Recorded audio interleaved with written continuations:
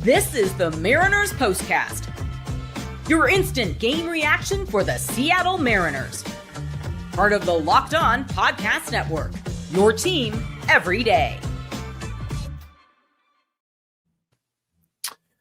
Well, if there's one positive to the game ending the way it did, I didn't have to watch Dylan Moore swing another at bat. Because you probably would have if that game goes into extra innings. Yeah, probably. Yeah. Yikes. The Mariners dropped this one. Their winning streak ends at 8. And now with the Astros winning tonight, they are back a game below them in the AL West standings. Final score was 4-3. Baltimore. More rain delay issues, more Logan Gilbert one mistake issues. It's bound to happen. You're not going to win the rest of your games of the season. It just kind of sucks to have it in this way. Sure. And boy, you even mentioned on the air for KJR. I think you spoke this into existence, Chris Crawford, when you brought up the guy who was hitting ninth tonight to me. As you were hosting today for Ian Furness, 1-3. It's tough to watch. Now, not only with the bat, but with the glove too. And he makes a good catch, but we'll talk about that. This is your Mariners POSTCAST. Anderson Hurst, Christopher Crawford right next to me. We go live right after every single Mariner baseball game on the Locked On Mariners YouTube channel. Appreciate everyone tuning in with us today. We're going to talk about Mr. Dylan Less. We're going to talk about Logan Gilbert's start. We're going to talk about the offense or lack thereof. And then we'll do our unsung hero / villain and hopefully flush this one down the toilet and start a new winning streak tomorrow. Chris Crawford, your initial thoughts after today's game. You know, I'm not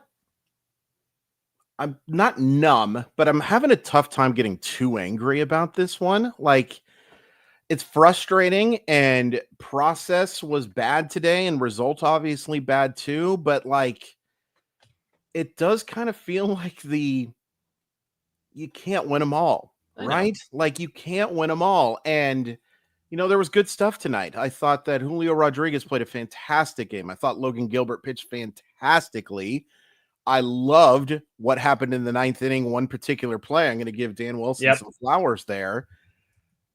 But, man, it's frustrating to lose that way. It's frustrating because you were the better team for the almost entirety of the game, right? And Baltimore stinks. This is a bad baseball team, like really bad baseball team. But I'm having a tough time getting too worked up over it. I'm frustrated. I'll probably be more angry about it tomorrow, particularly if they don't win tomorrow, because you need to win series like this. Yep. But maybe I'm alone and not having that angry reaction that I thought I might for a game that they lost, because it was justifiable. It's justifiable. Like, this was a bad game. This was a game that you should have won and you didn't win. And when things are this close in the division race, losing is bad. Losing is really, really bad. There's a quarter of a season left. These games mean so much. But I got to be honest, I'm not as pissed as I thought I would be. I stand a little more on the other side. To me, like, number one, I wanted this winning streak to kind of keep going because we saw in 2022 with their 14-game winning streak, I believe, how much that alone can change your entire season. Yeah. And I wanted to see, and obviously that's the longest winning streak in Mariners history. Sure. So I'm not saying you're going to get to that again, but those types of runs that you're going to go on, and it doesn't mean it's over now. No. But those types of runs can change an entire season. That's what got you to the playoffs at the end of the day. So I just kind of wanted to see the run go a little bit longer.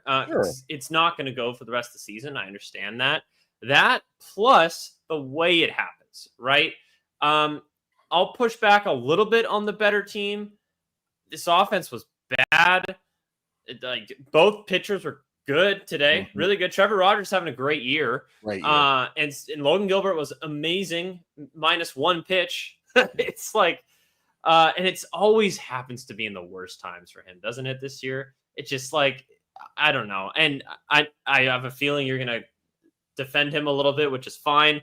I just find myself increasingly frustrated by it because he can't seem to put a full start together. And I really want to see that from him. So let's start with the start. What do you think of Logan Gilbert? I thought he was fantastic. And I think my biggest issue with Dan Wilson is pulling him when he did. Like, I thought he definitely had more left in him. I think that Dan Wilson made a mistake not letting him go all 7, because I think he definitely had it in him. And while Gabe Spire has been fantastic, I trust Logan Gilbert today more than I trust my starting pitcher more than any reliever outside of maybe Munoz and Brash when they're at their absolute best. But yeah, I really liked I loved how efficient he was. This was the most efficient we've seen Logan Gilbert. Yeah, that's true. Only 79 pitches today, which is, again, sometimes I think Wilson's guilty of managing to pitch counts a little too much. Like, hey, if he hasn't thrown a lot of pitches, it means he should keep going. Tonight, I think it was actually the opposite. Let Logan Gilbert pitch to Jeremiah Jackson. Let Logan Gilbert pitch to the bottom of that order. It's not a good order. But I was really impressed with what I saw from Gilbert today. And, the pitch to Mountcastle, right? It's the homer. It was a bad location. It wasn't a question of stuff, right? It was a fastball that had plenty of movement. It just backed into the middle of the plate, and Mountcastle put a good swing on it. One of the, if they had more than 2 extra base hits today, I'd be surprised, right? Yeah. Like, just wasn't a lot out of it. And certainly the Seattle Mariners should have done enough for Logan Gilbert to get a win tonight, right? Yeah, and by no means am I saying he's the reason they lost the game tonight. No. And that's definitely not the case. Yeah. I don't know. Maybe it's just a me thing. Maybe I have unrealistic expectations for him. I'm seeing a couple comments saying like he was getting some hard contact in the 6th inning as well, which I kind of remember seeing as well. And then even the single right before they pull him, because he left him in after the home run, strikes out Ryan Noda, and then Kobe Mayo hits the single, and it was a pretty hard hit single. And so I didn't have any alarm bells ringing when they took him out at that point. I was like, yeah, kind of makes sense. Like, and we've seen it before with Logan Gilbert where one thing goes wrong and it all, I don't want to say collapses, but it just looks like a completely different pitcher. And it was starting to look that way. He got a couple bad calls in the Kobe and the Ryan Noda at bat. It was like, what's going on here? I'm not saying that, he should have pulled him, but I definitely have more understanding of it than in times in the past. Let's jump right to the 7th inning, because I think that's where things kind of got going. It was nothing really going on. Both pitchers absolutely dealing. Give Trevor Rogers his credit. He's had a fantastic season. Fantastic, yeah. Yeah, and he looked really good today too. I think this was more how good he was than how bad the Mariners lineup was. Kind of the opposite of yesterday. I know I wasn't on yesterday, but I feel like this is more of the quality of the pitcher. I saw very few pitches where I'm like, he should have crushed that. It was more just, he just did not leave anything over the plate, and you just got to give credit to him at that point. But we get to the 7th. Julio triples. By the way, Julio, awesome day today. Yeah. Really, really good baseball game. It sucks you don't win it. He gets things going. It's still 0-0 at that point. You could tell he's like, let's go. Let's get it fired up here. Awesome triple. And then Gino flies out, but then Josh Naylor hits a ground ball to score Julio Rodriguez to make it 1-0 Mariners. Mitch Garver pops out. Another bad day today. Jorge Polanco flies out as well. Another bad day today. And then literally the first pitch of the bottom half of the 7th inning is where Ryan Mountcastle homers to make it 1-1. Do you want to talk about any of that sequence, or do you want me to go to the other sequence in which the Baltimore took the lead? Just real quickly, that was such a great at bat from Julio Rodriguez on the triple. He fouled off some really tough pitches, and then I believe the exit velocity was 108 on that triple. Like, and it was a great pitch. It was a great pitch. That is the Julio Rodriguez that I want to see, right? Like, and we've seen a lot of it so far. We've seen it since really the middle of July till now, right? This has been the Julio Rodriguez that we want to see. He has a terrific at bat in the 9th that we can talk about as well. But that was big. And then big for Naylor just to make that hard contact, to get that ball through there. Mitch Garver is just not a very good He's atrocious. He's atrocious. It's really a problem. And you take a look at what Harry Ford is doing in the minors, and it's slowed down for sure. But like, you still take a look, and it's hard for me to argue that Harry Ford doesn't make this team better, right? It's hard for me to argue. It stunk that they couldn't get more done than just that one run, right? Like, it's great that they at least got the one, and you feel pretty good because of how Gilbert has pitched. But then, a fastball just leaks over the plate. It just leaks over the plate. But then bottom of the 7th, right? You bring in Gabe Spire. That was an awful pitch from Spire. Awful to a horrible hitter. Jeremiah Jackson's hitting like 296 because he has a sample size of about -4 at bats, right? You hang that ball there, and the ball goes off right field. And we're going to have to talk about, there's no way Dylan Moore can be our unsung villain because it's very sung. It's a very, very sung. He's the villain. He is the villain, right? And again, I'm glad you brought up, he did make a really nice play in the outfield. Yeah. And I was just real quick, he was going to be my unsung hero of the game if they win this one, because next player, Gunnar Henderson, hits a double. He scores on that play if Dylan Moore doesn't make that play and the Mariners lose. So I'm thinking that's my unsung hero, right? No, that's not what's going to happen because, and I'm sorry, I love Ryan Rowland-Smith. I think he does a terrific job. He called that unlucky how Dylan Moore played that ball off terrible. The ball. It was horrible. It was a horrible read. You know what it looked like to me? I'm just gonna like you can keep going. Sorry, it just looked like he thought above the scoreboard was a home run, and he kind of just stopped. Could have been, yeah. And then I will give him credit. He makes a nice throw into Naylor for the cutoff. And you know what, Josh Naylor, hero a little bit. You could argue unsung villain. Awful throw there. Awful throw. And that's the third time I've seen Josh Naylor make a god-awful throw for the Seattle Mariners so far. I've seen some good ones. His arm strength is elite. He has one of the best throwing arms, but the accuracy has not been there, man, at all. That was a huge play in that moment, and we can't blame it on the Raleigh tag there. No, that was just a really bad throw to the plates. But man, that's got to be played better. If you play that better, you have runners on second and third, and you give Spire a chance to get out of that inning without giving up stuff, except it wouldn't have mattered because Dylan Moore drops a frickin' fly ball on the very next play. And what happens? And thank goodness it was foul, except it didn't matter because the guy hits a hit right afterwards, right? That was pathetic. That was pathetic baseball. Pathetic.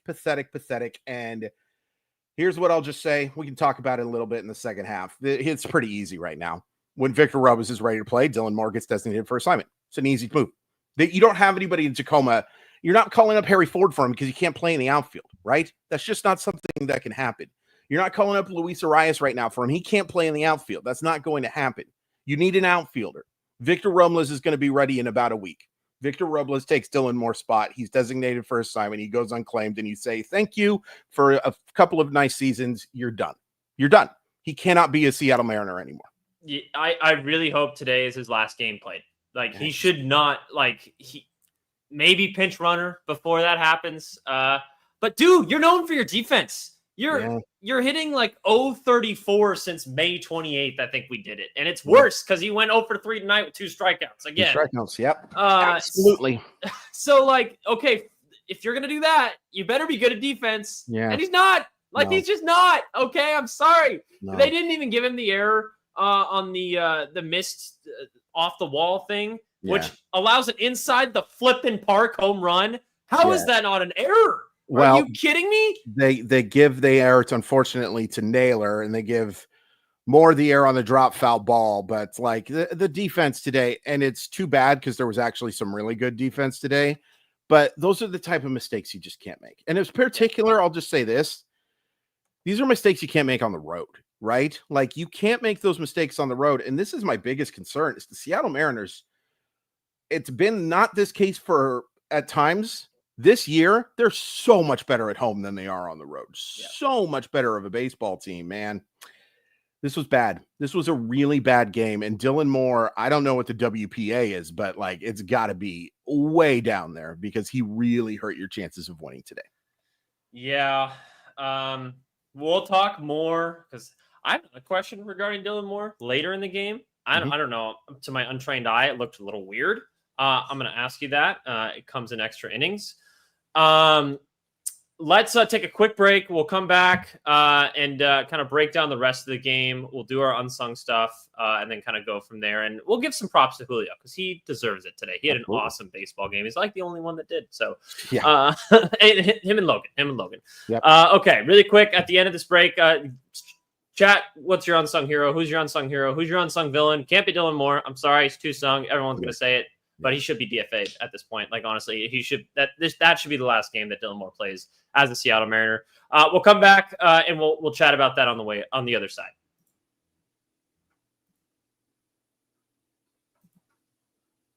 If you're running a business, you know that every missed call is money left on the table. Think about it. Think about the last time you had a service emergency, like a burst pipe.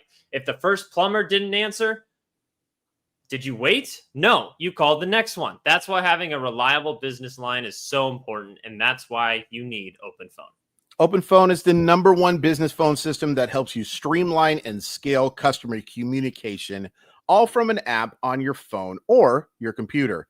If you've been juggling 2 phones to keep business and personal calls separate, if you've had to share one number and respond to customers with a shared inbox, if you have people who aren't there to answer missed calls, if you want that agent, all of those things are provided by OpenPhone, and that's why you absolutely need OpenPhone if you're running a business. OpenPhone is offering Locked On Mariners listeners 20% off your first 6 months at openphone.com/lockedonmlb. That's openphone.com/lockedonmlb. And if you have existing numbers with another service, OpenPhone will port them over at no extra charge. OpenPhone, no missed calls, no missed customers.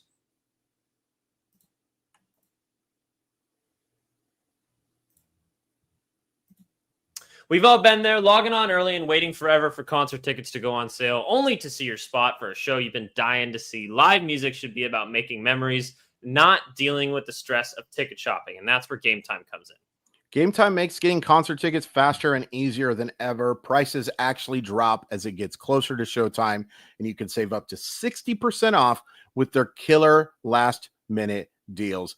Big thing for me with Gametime, not only that the prices get cheaper, it's the no hidden fees. I like to know exactly what I'm purchasing. I like to know exactly what my price is going to be. I was using a different ticket app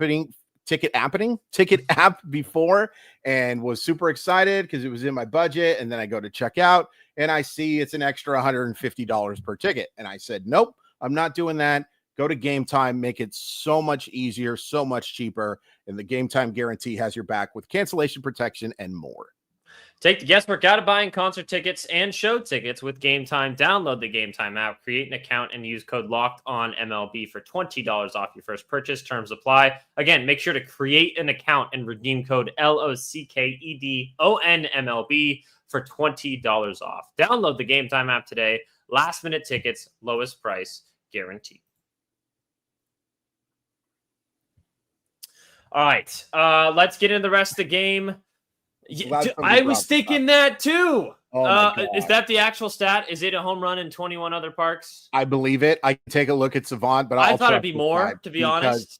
I'm checking right now. Yep, 21 out of 30 is what they say. It's interesting. Okay. It has an expected batting average of 100, but that's just because of the fact that it is a, it's a long fly ball. If it's not going to be, you're probably going to catch it, but it is not a home run in 9 parks. Chase Field, Baltimore, Chicago, Colorado, Kansas City, Los Angeles, Miami, Milwaukee, and St. Louis. It would have been a home run in Safeco Field, T-Mobile Park. It would have been a home run in a bunch of other parks. And, sometimes I get mad at announcers for pimping the home run when it's not a home run. Nope. Rick, I thought it was a homer too, man. I thought that ball was long gone, and that was disappointing because I really thought he had number 46 there. Glad somebody brought it up. Yeah, no, honestly, it's a completely forgotten moment for me in this game because so much happens after that. Well, after that kind of blow up inning, and one thing I forgot to mention, when Baltimore took their 3-1 lead in the 7th, they showed a picture of Logan Gilbert in the dugout. Like, what in the name of God just happened? And he's like, seriously? That's what happens after I leave this game. Jeez. And I just was like, yeah, me too, Logan. Me too. Yeah. Anyways, let's get to the top of the 9th because after, Mariners flail in the top of the 8th and they get through the bottom of the 8th. Good job, Carlos Vargas, by the way. Yeah. Does his job there. Goes 1, 2, 3. Top 9, Julio Rodriguez. Another single for him. That was his second hit of the day. I had a text chain going with my friend. He arguably, I'm not going to say he single-handedly scored all 3 runs for the Mariners, but he created all 3 runs for the Mariners. His triple, and then he scores the Josh Naylor home run for the first run. His single here, the double steal, which doesn't happen without Julio's speed. Right. He scores that run, and then because of the double steal, you're able to move Eugenio Suarez to third, and that's how the sacrifice fly happens to tie it up. So really, in my eye, Julio created, or at least had a hand in creating all 3 runs tonight. No question about it, because you're throwing to second base on the Suarez walk. But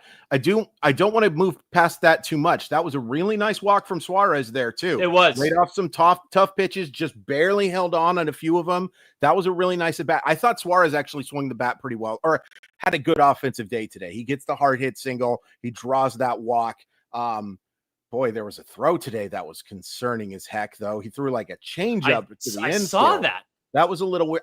I'm just going to guess that the ball was moist. I know everybody hates that word, but I'm going to guess that it was like just a wet ball that just, because it's just something we never see from him. No, he would it's always not very have common, because the footwork looked fine. Like it wasn't like he was super off balance or anything, but not a great throw. But then, Naylor, productive out is a stupid stat, but that was a productive out, right? Like you hit the ball hard.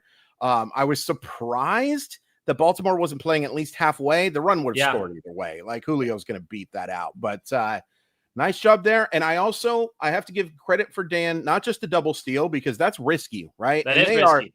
If they throw to second, I think Gino's out, by the way. There's a very good chance. But runners, they always try to get that lead runner, right? They always try to get that guy. And at first I thought Gino hadn't stolen first or second base because they didn't update the little square. Yeah. And I was like, well, that's pointless. That's the double play still set up. It's great that maybe he's going to score, but seeing him get to second base, but good for Dan for taking that risk. That's a good risk to take. Now, I will say if he gets thrown out there with the fact that there's nobody out, maybe you're a little bit, but I liked it. You get more chances to play with runners in scoring position. But also think about the result, right? It's a ground ball to the second baseman for Josh Naylor. If you don't make that double steal, it's a double play. Yeah, so 100%. So even if you do get out in that situation, it's the same result, right? Without so I think 100% the right move. Yeah, 100%. But there's risk there. So I'll admire him for taking that risk. I will also say, they announced Canzone as the pinch hitter. Good for him for leaving him in there. Leaving Dom Canzone with a chance, because it would have been, pretty tempting, I think, to go to Solano, to go to somebody else on the bench. I don't know who the heck was left on the bench, but I thought that was the right call, and really nice job by Dom Canzone getting that ball in the air and tying that game up. Really nice job doing that. So great AB. He knew exactly what he needed to do, and he's been doing it against lefties. And that's maybe why I'm just not as mad about this game, because I really liked what I saw in the ninth inning. And then Matt Brash comes in and he gets, I believe, the first 2 outs fairly easily. Then he gives up a single, and that ball by Jackson Holliday, who's going to be a superstar. I'm just telling you right now, Jackson Holliday, it's not been great yet. Jackson Holliday is going to be a superstar. There's unbelievable potential in that dude's bat. He lines a single. I'd like my outfielder to get to that ball quicker. Okay, that's what I was going to ask you. Why are we playing in the gap against a left-handed batter? Sure. In right field. Yeah, it's for Dylan Moore again. Yeah, that's a tough one, because if the ball does get into the gap, then you're saying, well, why weren't you playing in those gaps to get there, right? That's just a logical thought that a lot of people would have. I mean, it is what it is. I would be playing closer to the line there, because number one, I trust Julio to be able to get to a lot of that stuff in the gap. And number two, you've got to play to Dylan Moore's strengths is probably the wrong word, but and Dylan Moore's not slow by any stretch of the imagination, right? He's not the fast guy that he used to be, but he's not slow. But his reaction time there seemed pretty slow, man. The reaction time seemed pretty darn slow, and maybe we're just trying to pick on Dylan Moore because we need a scapegoat, right? But it's a pretty easy scapegoat when you're 2 for your last freaking 60, right? It just isn't good enough. And also it's worth pointing out, Matt Brash, make better pitches, right? Matt Brash has got to do a better job. Where's closer mentality guy, by the way? And where's he at? Because I don't think he comes back here anymore. I don't think he comes back here anymore, and that's okay. I hope he's doing well. I hope he had a really nice day. I I love Matt Brash. I've made that abundantly clear for my 45 years of being on these stations and doing this stuff, right? I love him, but there's better flaws. pitches. There's flaws. You got to make a better pitch. You got to make a better pitch there. And good for Holiday for ripping that ball into the gap. You got to give credit to the other team. Those things happen, but you got to make a better pitch. You got to get out of that inning and give your chance for your offense to score a run in the 10th inning. Selfishly, I may get in trouble for this. Kind of glad we didn't have to do an extra inning game again. Sure. I guess. We've done so many, man. Yeah. We've done so many, and they're just anxiety inducing, right? Yeah. Like they are just one of those This things. wasn't. You were just, you had already given up on it, didn't you? You're like, yeah, we're losing this game. No, I really thought they were going to win. I really did. Really? In fact, I was so confident that we were going to extra innings that I put my laptop down and I was going to go, go water my plants and go take care of some of that stuff because it looks like the rain's not coming until Friday. Started planning some of that stuff, and then all of a sudden, line drive into right center field. Oh, I better get my computer ready and move this on over. But I mean, it's Johnny Badger and points that's out, a great point. Yeah, you Dylan can't give a single to the 9-hitter. Like No. you just can't. No, and that just can't happen. Oh, let me give my unsung hero real quick. Okay. Yeah. JP Crawford played a really good game today. I was going to say he made a couple good plays too. He made a couple of really nice defensive plays. He hit that ball hard to the opposite field.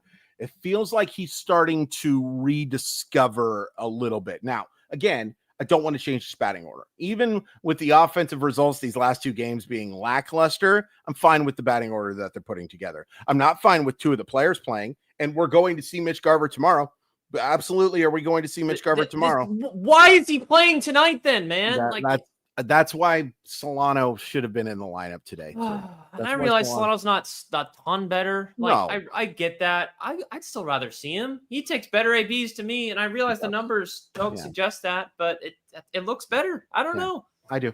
I think so too. And it also just lets you play with more stuff. We talked about that on KJR today. That's should we ask the Cleveland Browns? No, we won't ask the my unsung villain's Jorge Polanco. Chris, you're tripping. Just like Dylan Moore cost us that game against the Rangers, he single-handedly lost us this game. Or my bad, enter Mitch Garver. I'm confused. I'm confused too, Matthew. I'm sorry. You're probably making a ton of sense, and I'm just really tired. But yeah, Dylan Moore absolutely cost us that baseball game. He's the number one reason why we don't win this game. 1,000%. 1,000%. Yes. Matt Brash wasn't good enough. The offense wasn't good enough. But if Dylan Moore plays an average baseball game, then I think you win. I think you win this game. So that's very, very frustrating. I know you're used to going solo because I bailed on you last night. But somebody talked about me, and I wanted to see what the heck they were talking about. Can I get my unsung in? Well, that's going to do it for us. Thanks so much for tuning in. Please go ahead. No, it's all right. My unsung villain is Jorge Polanco. I've been kind of singing his praises lately because of how good his at-bats have been. Sure. I think I didn't see him make a bad defensive play tonight, to be honest. So I'm not going to comment on that. I think his defense has been fine recently. At second base, he's fine to fill in. Playing second base against left-handed pitching, which is exactly what happened today. But man, he had a bad game. He had a bad game. There were some bad ABs in some big moments there. Yeah, I would agree with that for sure. My biggest concern right now with Polanco is he came into today hitting 258 in August. That's okay. 343 on base percentage. I'll take that too. That's a solid OBP. He's slugging 355. Yeah, and a lot of singles. A lot of singles, only the one extra base hit in that month. It was that homer against Texas, which was a huge homer because that's a game you win by one run. But I need to start seeing him drive the baseball again. Yeah. I would like to. He goes through these ups and downs. He does. He's always going to be like this. It's a frustrating triangle of looking really good, looking really bad, looking at the 15 injured list with a strained hamstring, right? That's unfortunately, that's a script now, unfortunately. So It's nice having him playing. I will say this. Cole Young needs to be a defensive replacement for Jorge Polanco late in games too, right? Like I just are you seeing that? Like, is that because of what you've seen up to this point? What tells you that needs to be the case? Because my eyes are telling me that he's actually okay at second base. I haven't seen like a big play that he misses or balls that he should be getting to that Cole Young does. It's a couple of things. That's a really good question, by the way. That's why they pay you the big bucks. It's a couple of things. Number one, I just think Cole Young is better there. Like I just have more confidence in him making the right play. And that's not an insult to Jorge Polanco's mental ability or anything like that. The other thing is just keeping him healthy, right? Just taking him off the field when you get that chance for him to rest, I think is a big thing as well. So I personally think Cole Young needs to be your everyday second baseman. I want him in the lineup against lefties. I want him in the lineup at second base. Like I want him to play. And I want Jorge Polanco to be your designated hitter. That's just the way it is. And, you know, if you have to make a change where Polanco has to come in late, so be it, right? If you have to make that move. But Cole Young helps this baseball team so much. The at-bats that he's taking, like, yeah, I know. I don't see how you can do anything but have Cole Young play as your second baseman right now. So on the inevitable days, because it's not going to change, where Mitch Garver has to come and catch for Cal, and Cal DHs, which one are you taking out? Cal Raleigh needs to get some time off, man. Like, okay. Cal Raleigh just needs, and that's okay. This is one of the reasons why you make that trade, in my opinion, is because you don't need Big Dumper to be your savior. You don't need him to be that Barry Bonds behind the plate, right? Let him take a day off. Let him get tomorrow off because you've got 6 games in 3 different cities over the next week, right? Because you're going to have to go from New York to Williamsport, which I know is a very short trip, but you're still going to have to do that.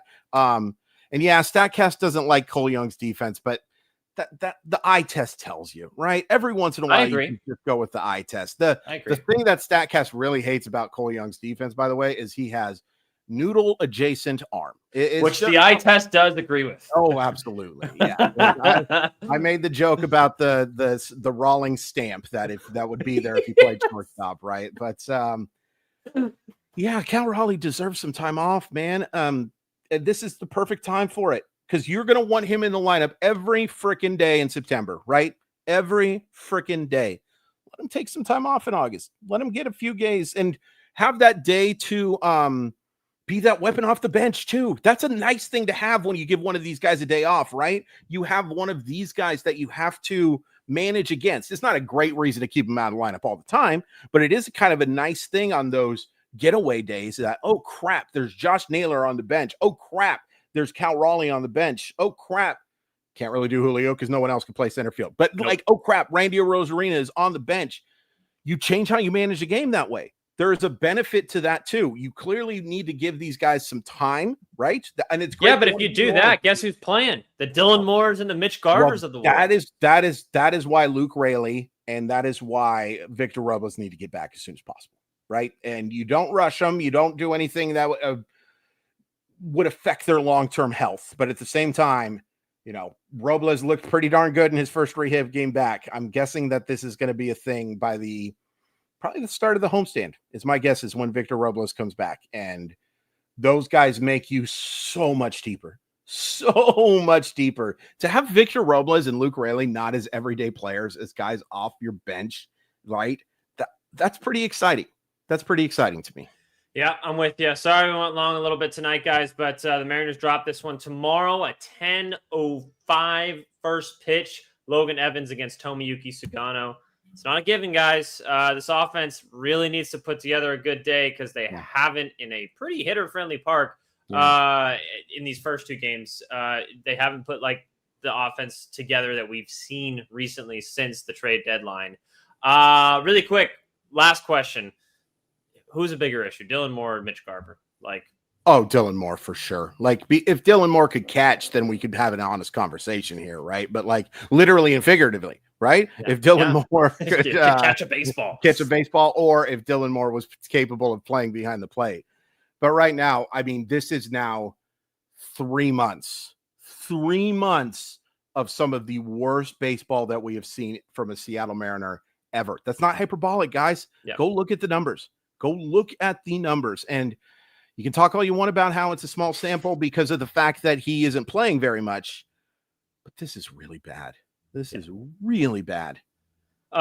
James, all the best to your wife. We're praying for you, hoping for you, making sure everything's okay. Thanks for spending time with us today. Appreciate it. Amidst I'm sure a difficult time for you. So thank you so much. We're all hoping for the best for you. We'll talk to you guys tomorrow. Really, I think it's an important game, to be honest. Like, I realize, like, like dropping 2 after you win 8 in a row is not the end of the world.